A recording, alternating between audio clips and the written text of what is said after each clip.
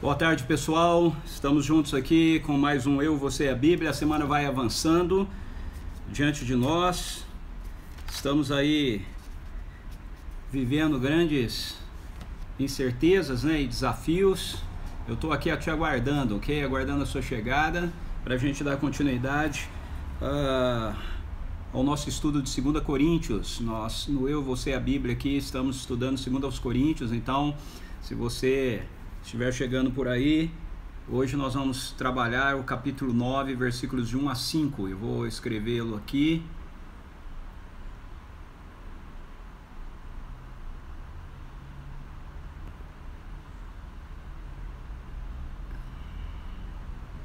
Esse vai ser o texto de hoje, 2 Coríntios, capítulo 9, versículos de 1 a 5.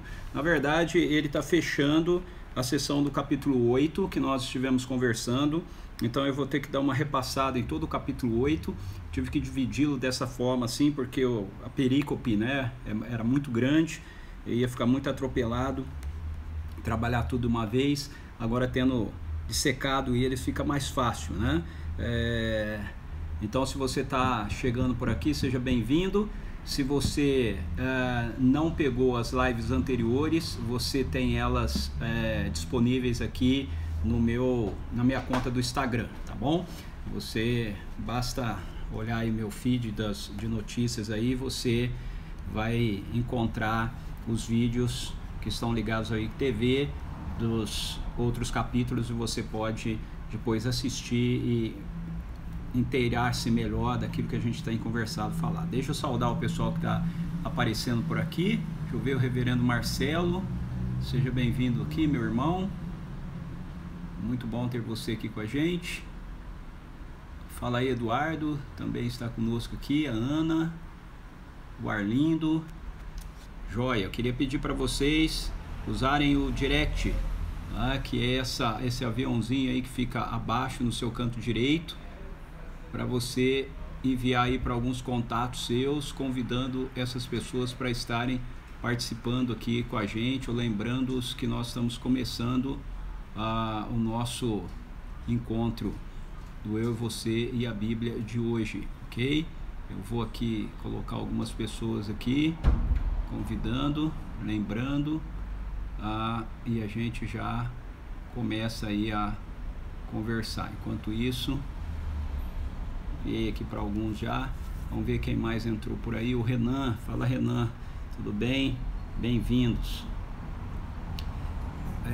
O número de pessoas que vai entrando vai aumentando, a cada dia, e alguns vão se tornando assim meio que cadeiras cativas, e a gente vai mantendo e vai lembrando que estão sempre aqui, A gente já sabe que não é a primeira vez, mas outros eu ainda tenho a dúvida se é a primeira vez que está participando ou não. Então, se você está participando pela primeira vez, eu quero te dar as boas-vindas e quero explicar para você que a nossa live aqui, chamada de Eu e Você a Bíblia, é uma live de estudo bíblico, onde a gente vai estudando livros das Escrituras, comentando, conversando a respeito deles. Funciona de segunda a sexta, sempre começando às 18h30. E na sexta-feira a gente tem uma live de interação com perguntas e respostas ou aprofundamento de temas que a gente trabalhou durante a semana, E de segunda a quinta eu faço a exposição do texto bíblico aqui com vocês, tá legal? Então a Antônia entrou aqui enquanto eu estava falando. Bem-vinda, Antônia. A Cristina também acabou de entrar. Bem-vinda, Cristina. É muito bom ter todos vocês aqui. Eu vou esperar só mais um pouquinho e aí eu vou orar e a gente vai começar então a conversar um pouco aqui e fechar essa sessão de 2 Coríntios, que vai do capítulo 8 até o capítulo 9, versículo 5, tá bom? Olha aí o Oswaldo com a gente, a Márcia, não é a Márcia não, é a Magali, isso, Magali entrou aí também conosco, bem-vindos. Ok, vamos orar. Pai, em nome de Jesus, eu quero te agradecer pelo dia que o Senhor nos concedeu hoje. Muito obrigado por tudo aquilo que o Senhor nos capacitou a realizarmos, a fazermos no dia de hoje. Obrigado porque nós caminhamos com a certeza de que a Tua vida está presente em nós, Senhor Jesus, através do Teu Espírito Santo, queremos ser liderados por Ti, Espírito Santo, conduzidos pela Sua sabedoria, pela Sua direção. Nós oramos aqui em nome de Jesus em favor de todas aquelas pessoas que estão precisando de uma intervenção do Teu poder em suas saúdes físicas e também emocionais, em nome de Jesus, que a Tua cura seja liberada, que vidas sejam restauradas para a honra e glória do Teu nome. A gente continua intercedendo, suplicando para que o Senhor tenha misericórdia de nós e o Senhor dê ordens para que esse vírus que tem assolado aí e criado confusão no nosso mundo seja dizimado pelo Teu poder, Deus, em nome de Jesus, que ele se enfraqueça, em nome de Jesus, ele vá perdendo a força dele, que as evoluções dele não o fortaleçam, mas o enfraqueçam na autoridade do nome de Jesus. Espírito Santo, nós pedimos também que o Senhor esteja conosco nesse tempo que vamos estar aqui diante da Tua palavra, trazendo revelação dela ao nosso coração, em nome de Jesus, amém. Olá, Carmen Silvia, bem-vinda. Minha mãe acabou de entrar aí. Olá, mamãe. Sirlene aí, a minha mãe, ó. Olá, Sônia Chiurco, bem-vinda também. Muito bem, gente. Tá fixado aí, ok? Hoje nós vamos trabalhar 2 Coríntios capítulo 9, versículos 1 a 5, de forma mais objetiva, mas eu vou ter que fazer isso dando uma olhada geral em todo o capítulo 8, que eu expus de maneira mais detalhada ontem e ontem, tá bom? Então, eu quero ler aqui o capítulo 9, versículos de 1 a 5. A Bíblia que eu tenho usado, a tradução que eu tenho usado é King James atualizada. E diz assim: ora, quanto à assistência em favor dos santos, não há necessidade que vos escreva, porquanto estou convicto da vossa total disposição, da qual me orgulho de vós diante dos macedônios, informando que a Acaia está pronta para contribuir desde o ano passado, e a vossa dedicação tem incentivado muitos outros. No entanto, estou enviando esses irmãos com o propósito de que nosso orgulho por vós, nesse aspecto, não se torne inútil, a fim de que estejais preparados, como afirmei que de fato estariam, a fim de que, se alguns macedônios forem comigo e os encontrarem despreparados, nós, para não vos mencionar, não sejamos envergonhados por tanta confiança que depositamos em vós. Sendo assim, considerei necessário pedir a esses irmãos que vos visitassem e preparassem de antemão a vossa contribuição, que já havia sido prometida, para que esteja pronta como oferta generosa e não como algo arrancado da avareza. Muito bem, esse é o texto então que vai encerrar toda essa parte que o apóstolo Paulo vem trabalhando aqui nessa sua segunda carta com a igreja de Corinto. Então, olha aí o meu amor entrando aqui, a S Fios e Afins aí, a Suzy, minha esposa. Por sinal, vocês devem seguir esse Instagram aí, ela faz uns negócios muito bacana, você pode encomendar com ela para dar de presente. Olha aí a Maria Aparecida também entrando aqui com a gente, seja bem-vinda. A Suzana, seja bem-vinda também. E a Sônia Casais, que chegou por aqui. Muito bem, gente, eu acho interessante algumas formas, né, que o apóstolo Paulo trabalha com os escritos dele, como por exemplo esse capítulo 9, né? O início do capítulo 9 aqui é bem interessante. O apóstolo Paulo, ele começa dizendo assim: olha, ora, quanto à assistência em favor dos santos, não há necessidade que vos escreva. Ele fala que não é necessidade que vos escreva, mas ele escreve. É engraçado. Né? Tipo assim, ó, eu acho que eu não preciso falar disso, mas ele fala, né? Eu acho que eu não preciso escrever sobre isso, mas ele escreve, né? Ok? Isso é muito legal, porque todo o capítulo 8 é sobre a assistência aos santos, ok? Ele escreveu todo o capítulo 8 tratando com os coríntios sobre esse negócio da assistência aos santos. E aí agora ele começa o capítulo 9 dizendo que quanto à assistência aos santos, ele acha que não precisa escrever, mas ele já escreveu. E não só escreveu, como ele vai agora ainda finalizar aquilo que ele escreveu, reforçando algumas coisas que ele já colocou no capítulo 8, ok? Eu estou usando aqui essa expressão capítulo 8, capítulo 9, por causa que é assim que a Bíblia nossa é dividida, né? A carta de Paulo não tinha esses capítulos, tá bom? O que ele tratou anteriormente, ele vai continuar tratando aqui, mas para a gente fica mais fácil fazer essa referência, né? Fica mais lógico na maneira que a gente olha, né, para as Escrituras. Então, veja, o que ele está tratando aqui, então, no capítulo 9, não é nada novo. Ele diz que ele não vê necessidade de tratar, mas ele trata. Ele diz que não vê necessidade de escrever, mas ele escreveu, ok? E isso fica muito claro para a gente quando no versículo 2 você vai ver ele novamente fazendo menção da questão lá de 1 Coríntios capítulo 16, versículos 1 a 4, que eu mencionei antes de ontem, que foi direcionado por ele na igreja dos Coríntios a respeito do levantamento das ofertas aos santos, né? Então, para você se situar aqui, se você não participou das lives anteriores do capítulo 8 ou se você não as assistiu, né?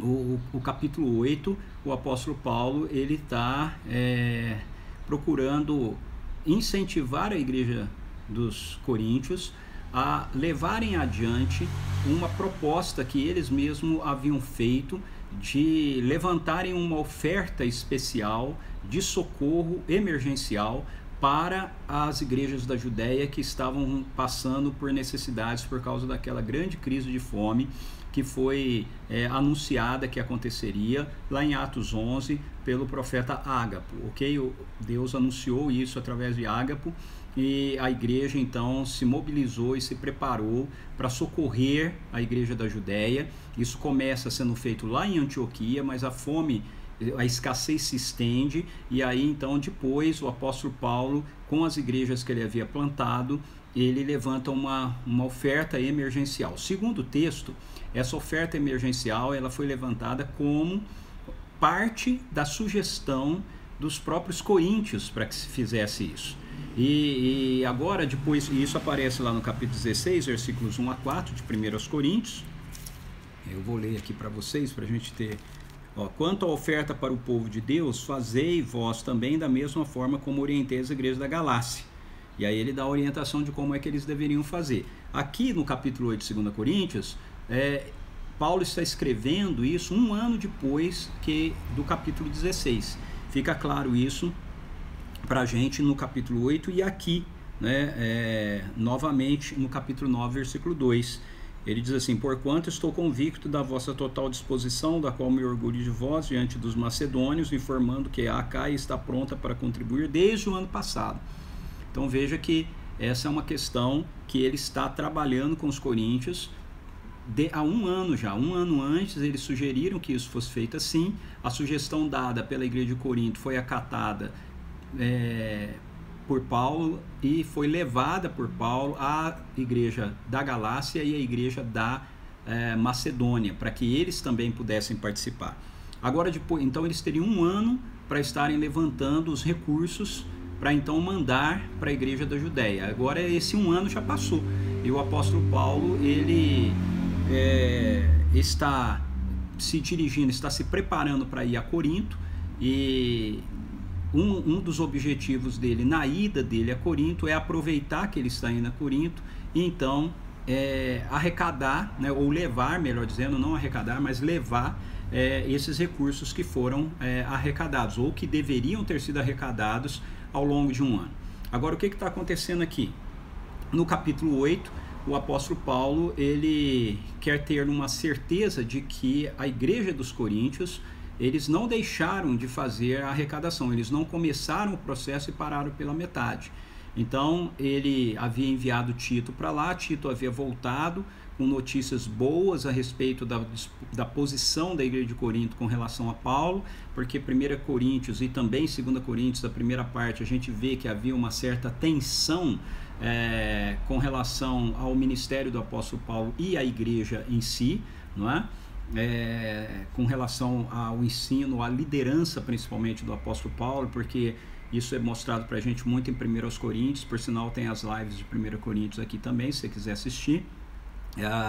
Que por causa de falsos apóstolos que estão lá, isso vai ser trabalhado aqui em 2 Coríntios também, pessoas que estavam na igreja de Corinto, que queriam ter uma posição de destaque, que queriam ser considerados também como apóstolos, e na verdade eram gananciosos, eles queriam esse reconhecimento, porque eles queriam ser sustentados, né, pela igreja. É por isso que o apóstolo Paulo nunca aceita ser sustentado pela igreja de Corinto. Ontem eu comentei um pouco a respeito disso, né, que às vezes a gente tem a tendência de dizer que o apóstolo Paulo ele não concordava, né, com o ministério de tempo integral ou ser sustentado por igreja. Isso não é verdade.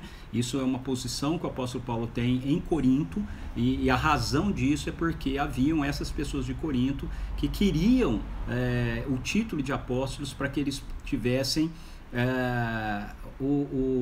a possibilidade de receber recursos da igreja, e o apóstolo Paulo, para não ser confundido com eles, para não ser comparados com ele, em Corinto ele não aceita então ser sustentado pela igreja dos coríntios, mas ele é sustentado por outras igrejas, né? A própria igreja da Macedônia manda oferta para ele mais de uma vez, ele diz isso na carta aos Filipenses, e a gente vê isso também. Nós temos as lives aqui do livro de Atos que eu já fiz também, e eu comento isso lá quando a gente trata daquele capítulo que Paulo fala que ele é fazedor de tenda, né? Que é outro capítulo também que as pessoas acabam interpretando de uma maneira equivocada, porque deixam de perceber, né, detalhes ali no texto que são de certa forma até claros, mas a gente está tão condicionado a essa ideia de que não, Paulo era fazedor de tenda, ele não recebia da igreja. Se você ler lá, você vai ver que Paulo fez tenda enquanto a equipe dele não chegou. Quando a equipe dele chegou, ele parou de fazer tenda, a equipe dele se responsabilizava por levantar o sustento, e ele passou a pregar o evangelho todos os dias. Enquanto ele estava fazendo as tendas, ele pregava o evangelho só no final de semana, só no sábado. Mas quando a equipe dele chega, ele deixa essa parte de levantar o sustento para a equipe dele, e ele vai pregar o evangelho todos os dias. Então, não existe um fundamento na Bíblia que descaracterize a importância, né, do chamado para um ministério integral, para uma dedicação integral à proclamação e ao ensino do Evangelho do Reino, que é feito por algumas pessoas, tá bom? Não é por causa do erro de alguns que a gente tem que excluir todo mundo. Bom, mas isso aqui é só um parênteses, aqui não tem nada a ver com o texto em si, tem a ver com a questão do dinheiro, mas não tem nada a ver com o texto em si. Mas eu estou explicando para você por que o apóstolo Paulo ele está lembrando então aqui a igreja dos coríntios a respeito dessas ofertas que eles deveriam levantar. Então todo o capítulo 8, começando no capítulo 8 até o capítulo 9, versículo 5, essa é a temática que o apóstolo Paulo está trabalhando.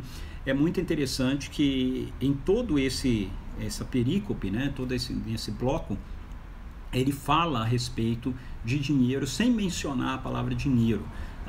Não aparece aí a palavra grega para dinheiro. Ele usa a expressão esta graça, ele usa a expressão a generosidade de vocês, ele usa a expressão a contribuição, mas ele não fala a respeito de dinheiro em si, ok? Mas é de dinheiro que ele está falando. Então, como eu disse, começando no capítulo 9, ele fala para a igreja de Corinto que quanto a essa questão da oferta, né, para assistência aos santos, ele não precisava escrever para eles, mas na verdade ele escreveu, né? Quanto a isso eu não preciso escrever, mas só que ele escreveu.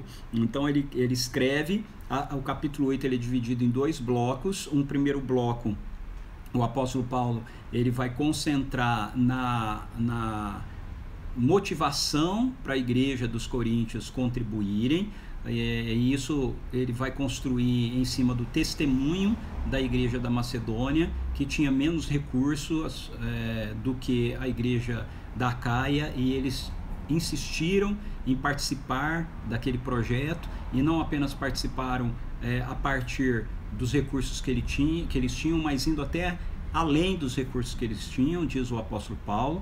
Ele quer motivar a igreja dos coríntios também, lembrando-os de que eles eram privilegiados por Deus com dons e com capacitações, então eles também deveriam se destacar nesta graça. Essa graça aí que ele fala é da contribuição para com a necessidade dos santos lá da Judéia. E ele incentiva a igreja dos Coríntios com o próprio evangelho, com a essência do próprio evangelho. No versículo 9 do capítulo 8 ele diz: pois conheceis a graça de nosso Senhor Jesus Cristo, que sendo rico tornou-se pobre por vossa causa, para que fosseis enriquecidos por sua pobreza. Isso é um resumo de Filipenses capítulo 2, versículos 5 a 8, né? Tem de vós o mesmo sentimento que houve em Cristo Jesus, e aí ele fala lá sobre Jesus esvaziar-se a si mesmo.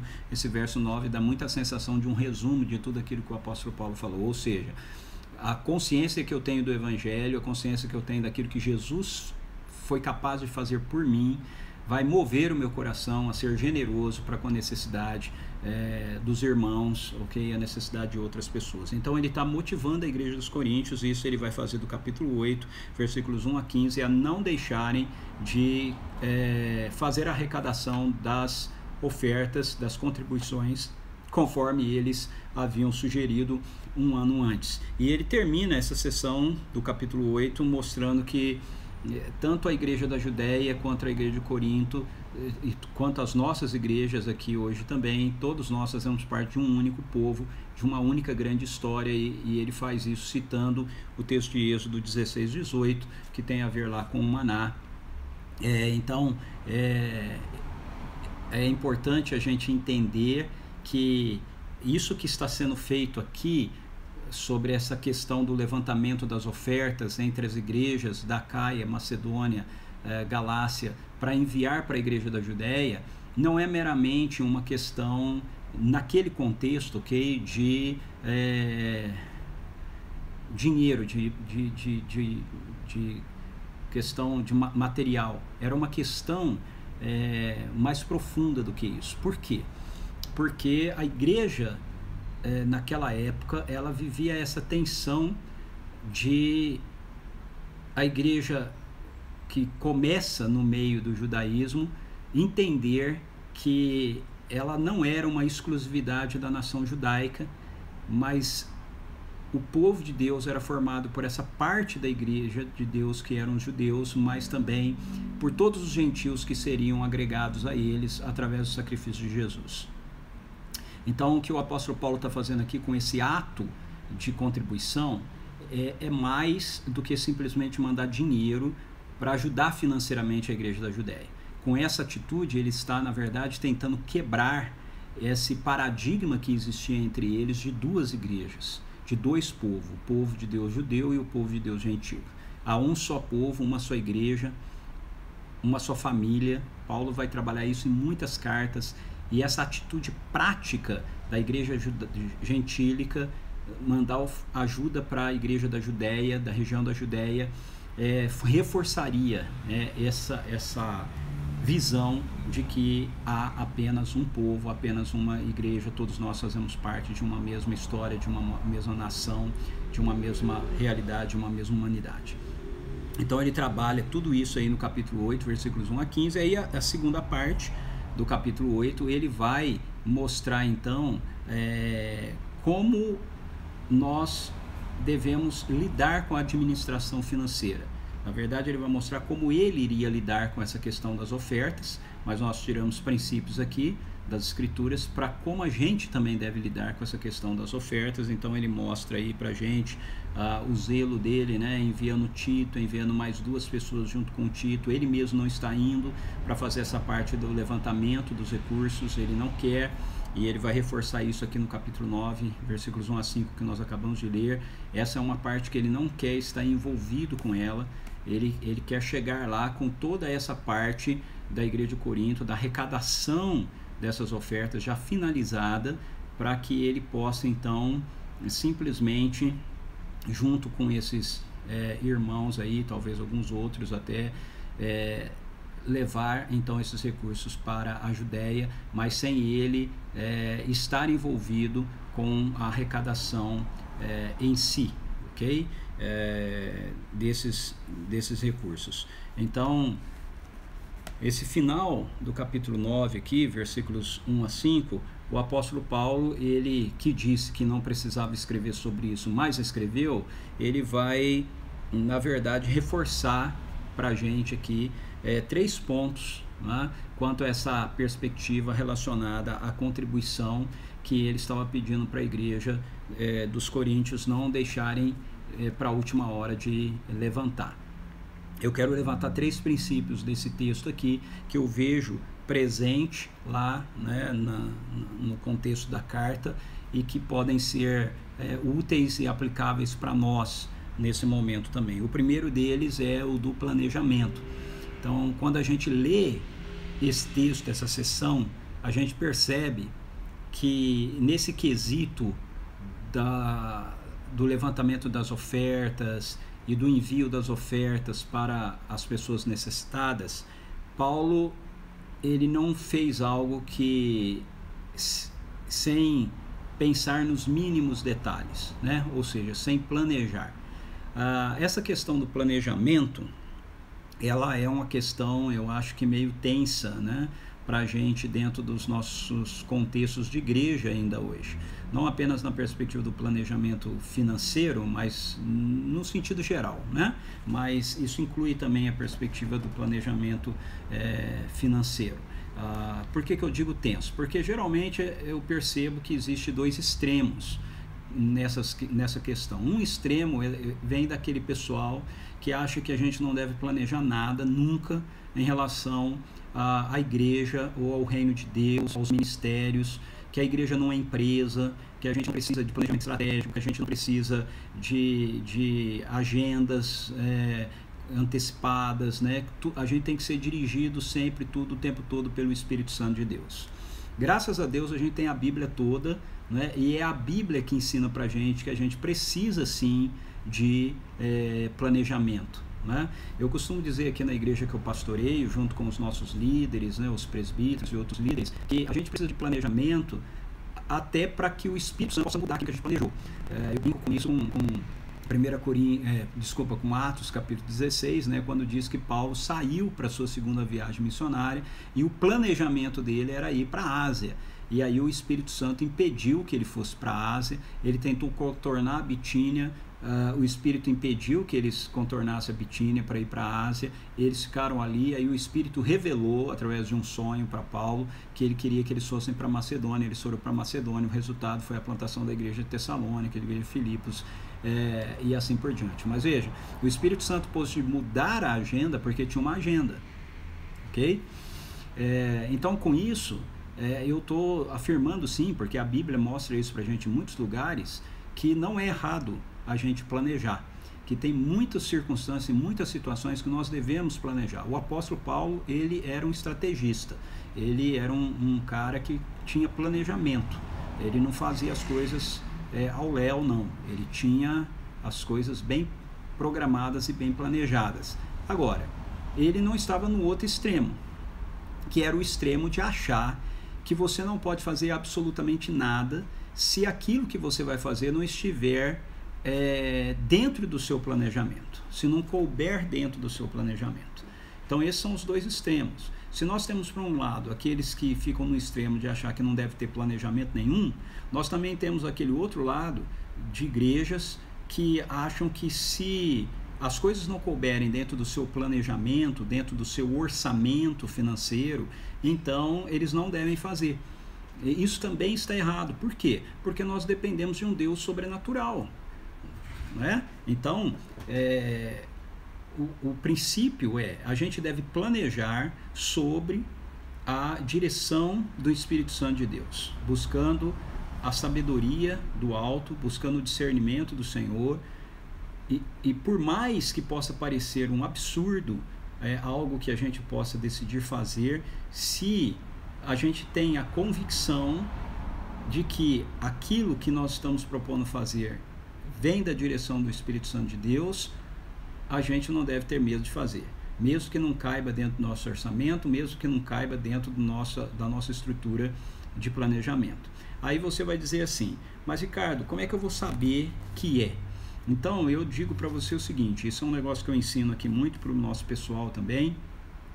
Eu quero me mover pela fé, ok? Eu quero me mover pelas realidades do reino de Deus. E as realidades do reino de Deus, elas não estão dentro da nossa lógica humana. A Hebreus 11:1 diz que a fé é a certeza de coisas que se esperam, e convicção de fatos que não se veem. Então, Jesus mostra no estilo de vida dele que a fé, a vida de fé, ela é uma vida de dependência daquilo que o Pai está fazendo e do nosso conhecimento do caráter do Pai. Portanto, quando a gente está diante de uma dúvida, a minha preferência é sempre me mover para frente e não para trás.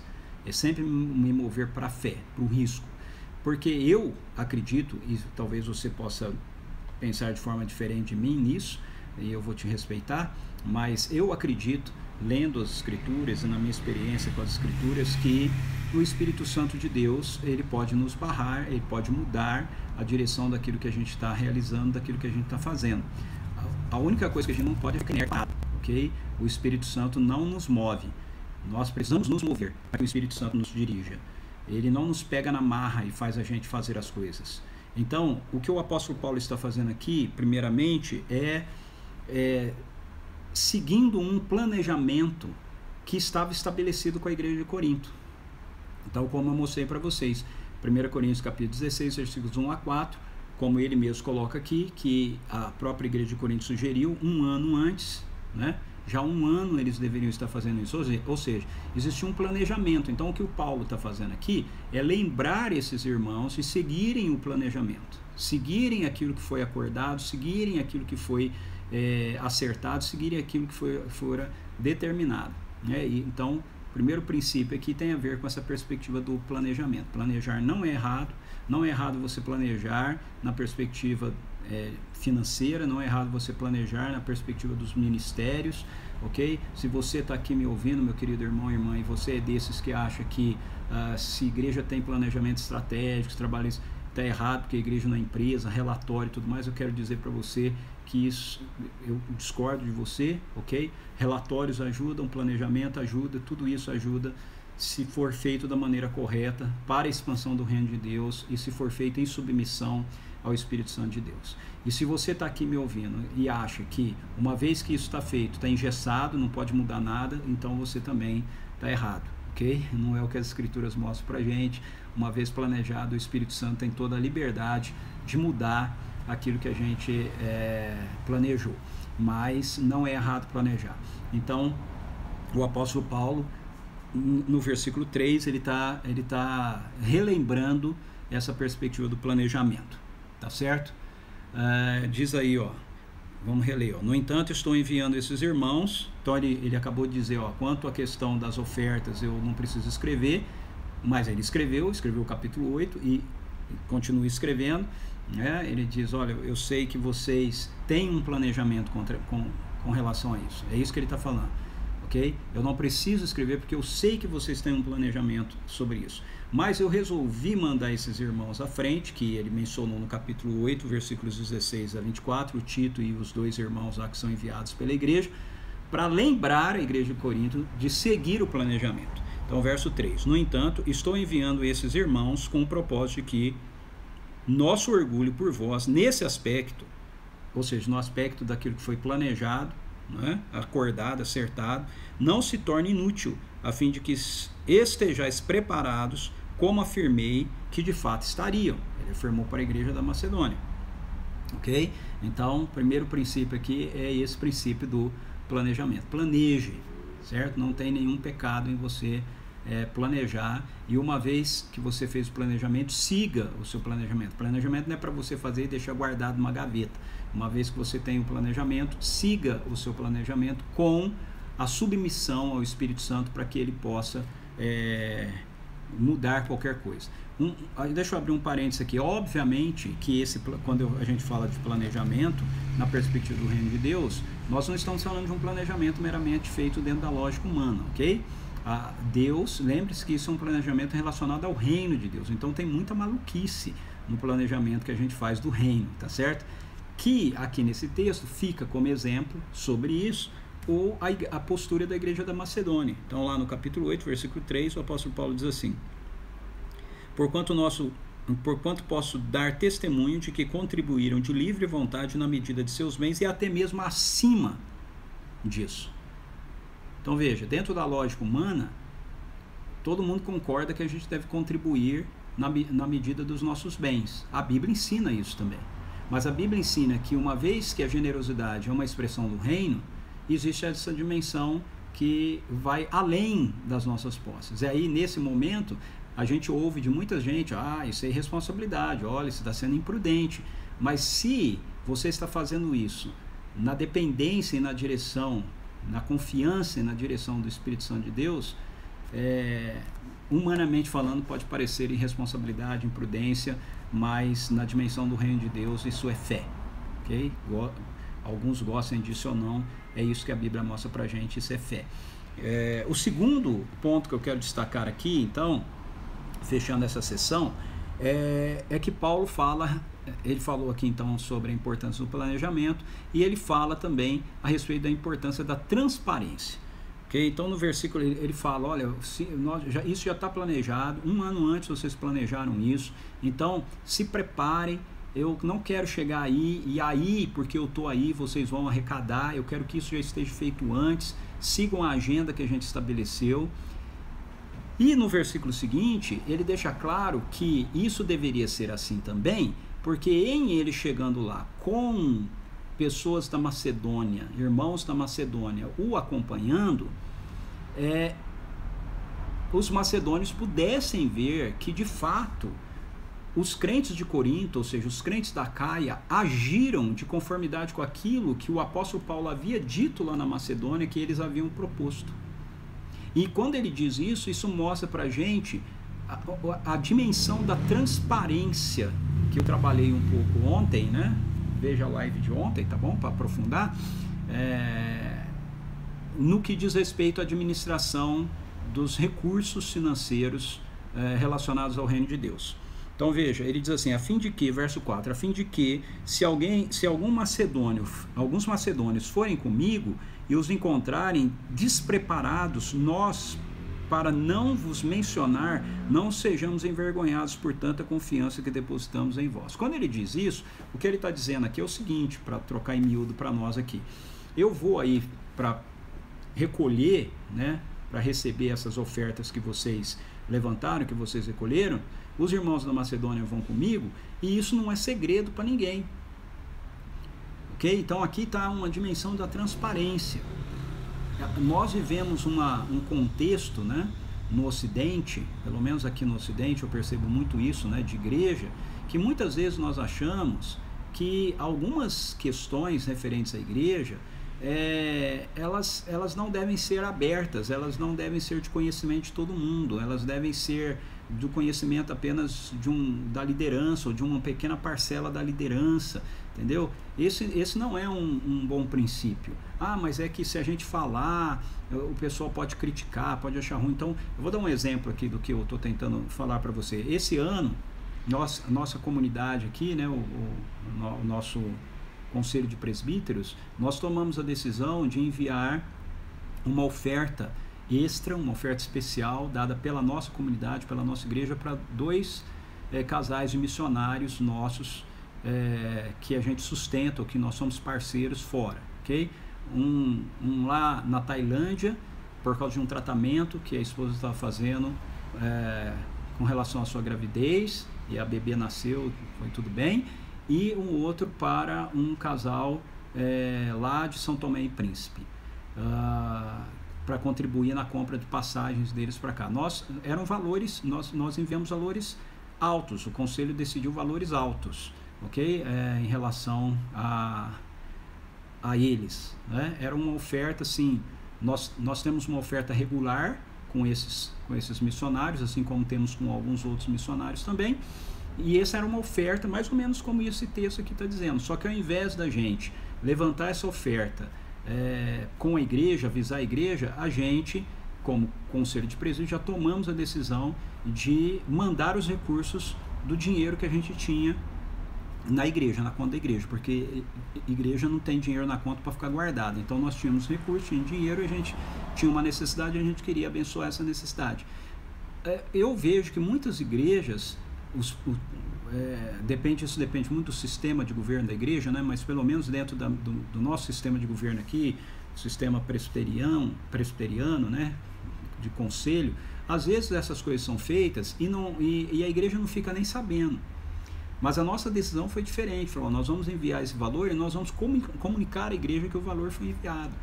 Por quê? Porque isso é transparência, entendeu? Não tem que ser escondido, tem que ficar claro para as pessoas. E aí, às vezes, a gente tem alguns argumentos feitos por algumas pessoas, né, dizendo, não saiba sua mão direita o que fez esquerda. Isso aí é texto fora de contexto.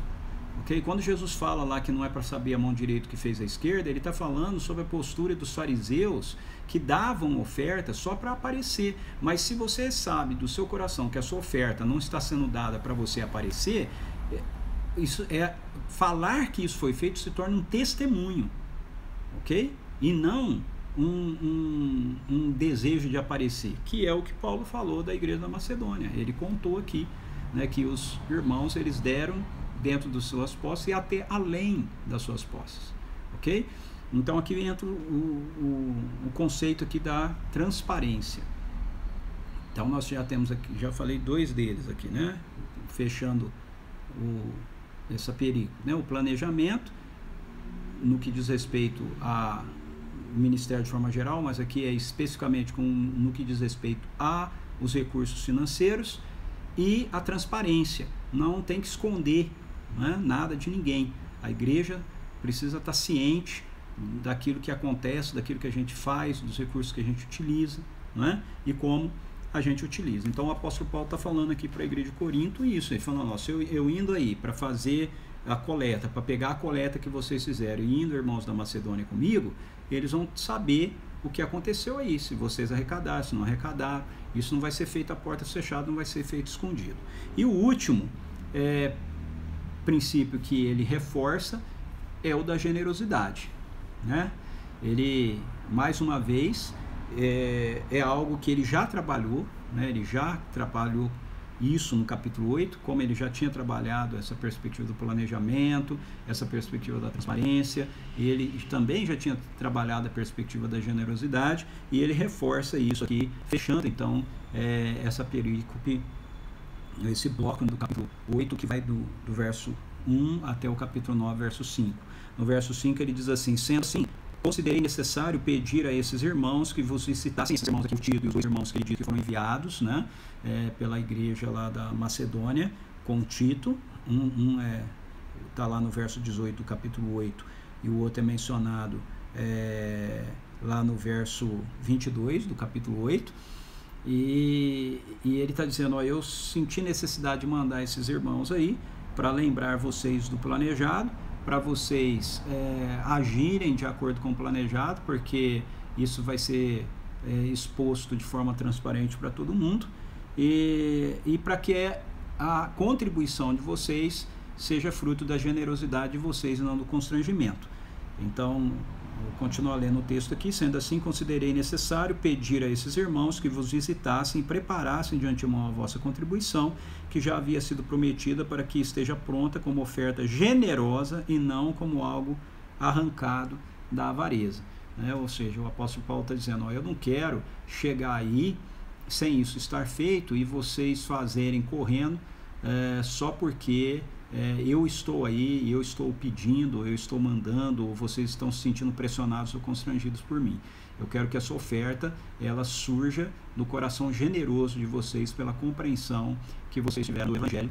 Eu já trabalhei isso, tornando-se novamente na live do capítulo 8, versículo 15. Depois você pode assistir essa live para isso ficar mais claro, né? Mas Paulo está forçando aqui essa perspectiva de que a nossa contribuição ela não deve ser fruto da avareza, do constrangimento, né? Arrancado da avareza, ou seja, a pessoa não quer dar, mas você constrange a pessoa, seja pelo medo, seja pela ganância a dar, né? Paulo quer que as ofertas, a contribuição seja uma expressão da nossa generosidade, por compreendermos a realidade daquilo que o Evangelho é na nossa vida, daquilo que Jesus fez na nossa vida. E assim então ele termina essa parte de orientação geral para a igreja dos Coríntios, de como que eles deveriam proceder na arrecadação desses recursos para a ajuda, o auxílio, sustento aos santos. Beleza? Muito bem, a gente termina a live por aqui. Como eu terminei hoje um pouquinho mais cedo, eu vou dar uma passadinha aqui para ver quem está conosco aqui, quem entrou depois que eu comecei a falar, para que eu possa dar um oi aí. Hoje vai dar para fazer isso de forma melhor. Eu já tinha falado com a Magali e tal. Suzana também cheguei. A Sônia Casais acho que foi a última, né, que eu cumprimentei. Vamos ver a interação do pessoal e dando um oi para a turma que vai chegando. A Antônia está dizendo aí que ela gostou da boneca da Suzy.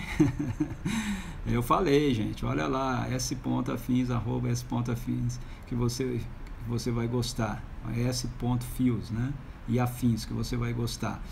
Ó, Suzana, que legal que você está aqui. A Janaíne chegando aqui com a gente, chegou aqui com a gente também. A Ana Jacinta, Adri Ribeiro, oi Brígida, diretamente do Canadá, aqui com a gente. Fala aí, meu querido Gustavo, amigão do peito, Jesus abençoe. Ana Kelly está aqui com a gente também. A Andréia, bem-vindas, vocês duas. A Bianca, que legal, Bianca. Cris aí, fala Cris, beleza, minha querida? Muito bom, viu? Fico feliz sempre que eu vejo aí jovens e adolescentes participando aqui com a gente. A Viviane, Francis, é isso? Bem-vinda, Francis. A Fabiana também está aqui com a gente. Saudações aí da Brígida com a Cristina. A Sônia saiu sem querer, mas voltou, né, Sônia? Que bom. O Rafael aí com a gente também. Olha aí a Carol, outra adolescente aí com a gente. Muito bem-vinda, Carol. Que legal que você está aqui. Olá, Márcia. Bem-vinda. Boa noite, Carol. Aí tá a Ana, Camila e a Carol. Então, Camila e Carol, beijão para vocês. Que legal que vocês estão aqui com a gente. Deixa eu ver aqui a Márcia, o que ela tá falando. Sou da Igreja Oceânica. Olha, mais um aí da Igreja Oceânica. Que legal, Márcia. Bem-vinda. O Senhor é uma bênção. Amém. Obrigado, querida. Todo dia acordo e pergunto: Jesus, o que vamos fazer? Joia. Amém. Que bom. E ele responde, viu? Fica preparado aí todo dia, então, para fazer coisas com ele. Muito bom. Bem-vinda. Beijo aí para todo mundo da Oceânica. O Alan... Seja bem-vindo, Alan. O Wagner também aqui com a gente. Geonice, olá Geonice, bem-vinda. O Wagner colocou que o som está picotando. Deixa eu explicar uma coisa sobre esse negócio do som, gente.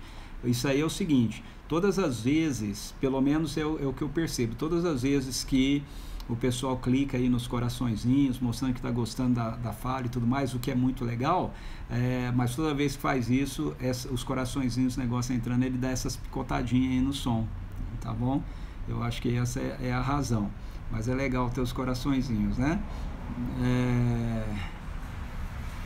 Deixa eu ver aqui mais quem mais está aqui. Cris, bem-vindo, Cris. O Eduardo, joia, Eduardo, dando um joinha aí. Foi rápida a live, Cristian? Às vezes ela é mais rápida, às vezes não, né?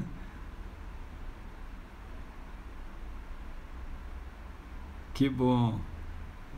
É bom que vocês acharam rápido, é sinal que tá legal, né? Um grande abraço para você também, Cris. Hoje foi rápido. Todo mundo tá falando que foi rápido aqui hoje. Fala Tiago Convento aí, bem-vindo, meu caro. Legal. Fábio, seja bem-vindo. Pois é. Foi o que me falaram, pelo menos, Cristina. Eu acho que tem a ver, assim, viu? Crispim e Beth. Crispim, ok. Crispim e Beth. Eu e a minha esposa lhe conhecemos em um acampamento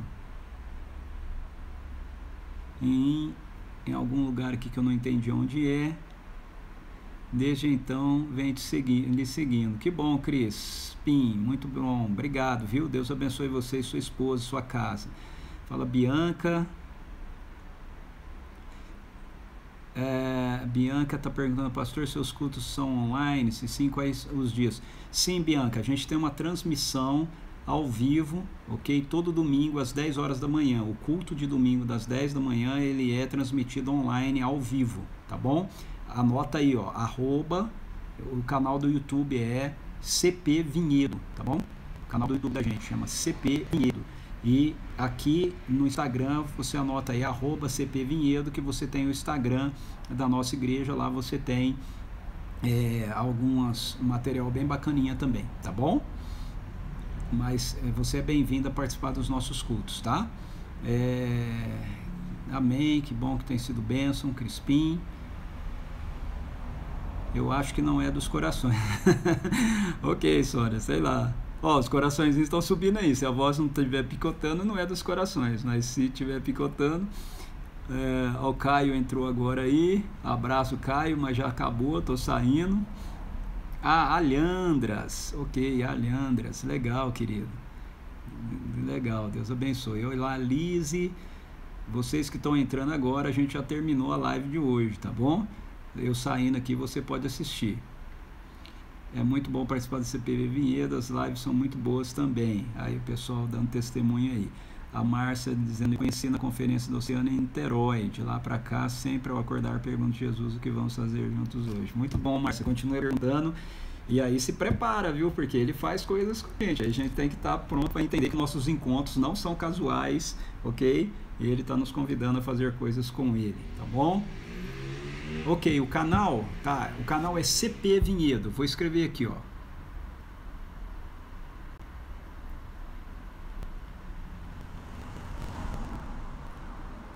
Esse é o canal do YouTube, CP Vinhedo.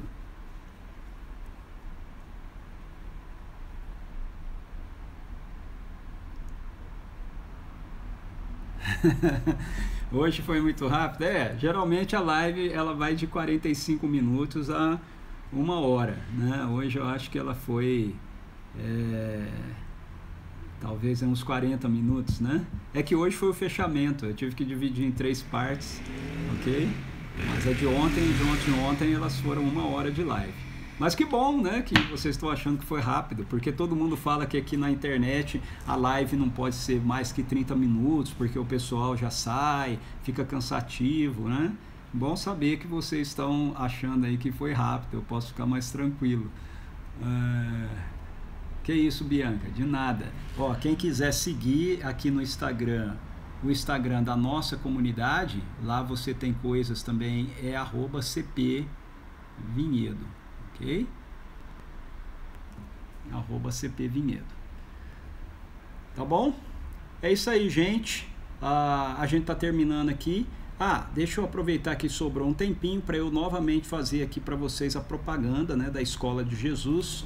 A Escola de Jesus é um ministério que eu dirijo, ligado ao Departamento de Treinamento da Mocidade para Cristo. Ela tem como objetivo equipar a igreja, equipar o povo de Deus a andar na dinâmica do reino de Deus que Jesus trouxe, né? Então, esse negócio aí sobre Bom Dia Jesus que o Senhor está fazendo hoje, etc., são princípios aí que a gente ensina e muitos outros, como palavra de conhecimentos e muitas coisas legais assim, através dos cursos e dos treinamentos da Escola de Jesus. A gente está tendo 2 cursos que nós vamos começar na semana que vem. Você ainda tem tempo de se inscrever se você quiser, ok? As inscrições vão durante essa semana aqui até sexta-feira. Então, se você quiser maiores informações da Escola de Jesus, desses cursos, um curso que nós vamos dar chama-se Batalha Espiritual, e o outro Entendendo a Batalha Espiritual, e o outro é Autoridade para Curar, ok? Que tem a ver com a gente pregar o Evangelho do Reino com palavra e com o poder de Deus, tá? Ambos os cursos começam na semana que vem. Você pode participar de qualquer um dos dois. Se você quiser mais detalhes, mais informações, você me manda aí uma mensagem aqui no meu Instagram e eu mando para você o link e as informações, tá bom? Então, Deus abençoe todos vocês. Muito bom ter estado aqui com vocês. Amanhã a gente está de volta aqui às 18h30. Se você entrou e a live já estava acontecendo, ou entrou agora no finalzinho, assim que eu sair, ela está disponível para você assistir aqui, tá bom? Um beijo no coração de todos, Deus abençoe, fui.